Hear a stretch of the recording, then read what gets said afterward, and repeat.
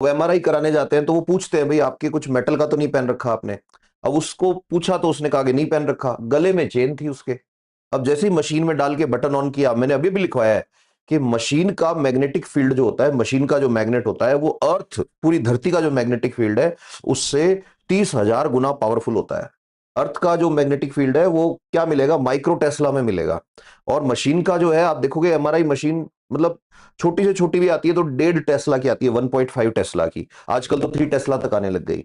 तो अब वो जैसे ही वो मशीन ऑन करते हैं तो करते ही वो चेन को पुल करेगा, और चेन को पुल करेगा तो चेन की वजह से वो जो गला था उसका, वो गले को ही काट के निकल गई चेन। बहुत लोगों के साथ हुआ है। किसी के दांत के अंदर कुछ मेटल का डला हुआ है और वो चला गया एमआरआई मशीन में, तो जैसे ही मशीन ऑन होएगी वो पूरा दांत, हो सकता है दांत को फाड़ते हुए निकल जाए आपके। बिकॉज एक साइड मैग्नेट है, अर्थ से भी 30,000 गुना पावरफुल मैग्नेट है, और दूसरी साइड मेटल है। और जैसे ही वो मेटल का मैग्नेटाइजेशन होगा वो तुरंत से उसको पुल कर लेगा। इसलिए बहुत बार ऐसे एक्सीडेंट्स होते हैं। एक बार एक हॉस्पिटल में ऐसी न्यूज आई थी कि स्ट्रेचर जो था, स्ट्रेचर का टॉप पार्ट जो था उसके साथ किसी ने पेशेंट को रख दिया था, तो वो बुजुर्ग आदमी था कोई, तो वो भी ऐसे ही अनफॉर्चुनेटली है। तो ये दिमाग में याद रखनी है ये बात, कुछ चीजें एग्जाम में काम आती हैं, कुछ लाइफ में काम आती हैं। तो किसी के भी बॉडी में कोई भी मेटल का इम्प्लांट डला हुआ है, अंदर कुछ भी चीज डली हुई है, या कुछ ऐसा पहन रखा है जिसमें मेटल है, भले ही अंदर पहनने के कपड़े ही क्यों ना हो, तो वो हमेशा ध्यान रखना है एमआरआई करा।